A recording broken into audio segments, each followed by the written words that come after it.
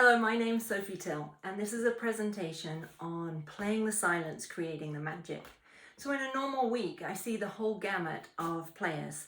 I see professional players in leading orchestras from all over the world with very serious playing related injuries, carpal tunnel tendonitis, focal dystonia, just pain, discomfort, acute anxiety, all the way through students, undergraduate students, down to groups of beginners as young as 4.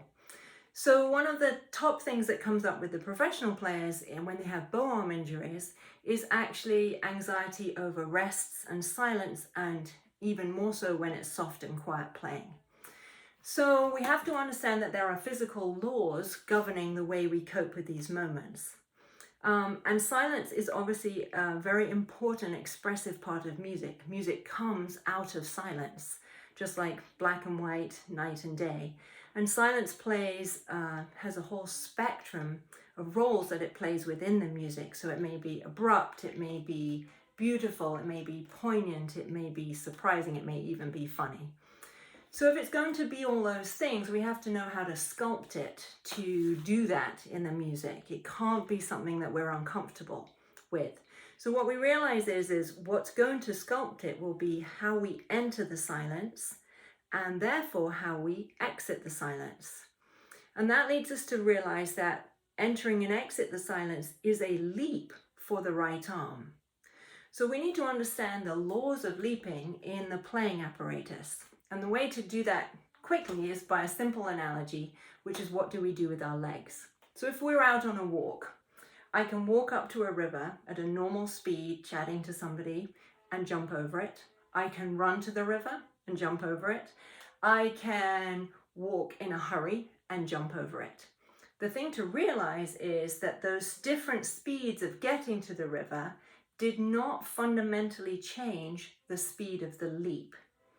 So tempo of music is not the same as the speed at which the body has to move during a leap.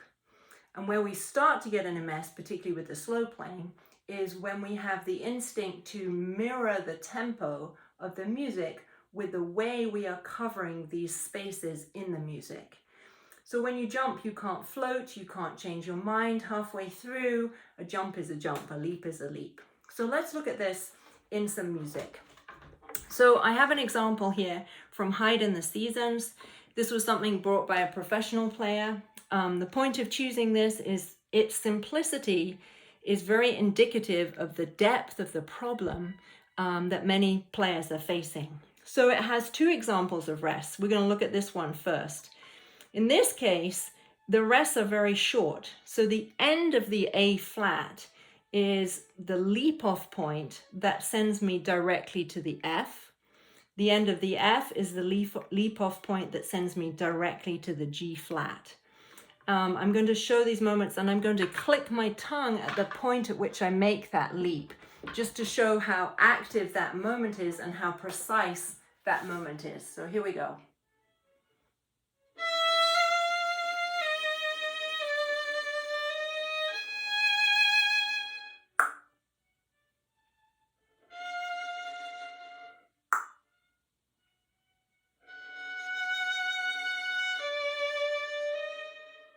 So the riverbank is very clear on each side.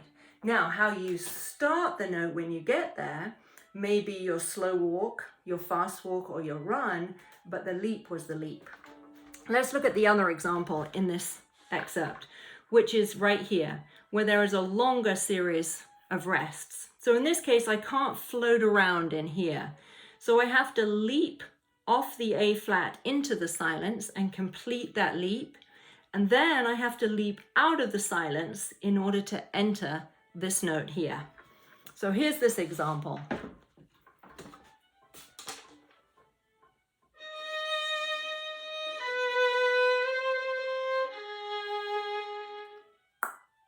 That's my complete movement in my right arm. And then 3, 4, 1, 2, 3, 4, 1. So while the music may be delicate, I may be walking in a delicate way up to these riverbanks, those moments are incredibly precise. They're happening at precise moments with a precise speed that isn't mirroring the tempo of the music. So this is just a short flavor of some of the technical tools we have to understand to really sculpt the silence and make them serve that magical role.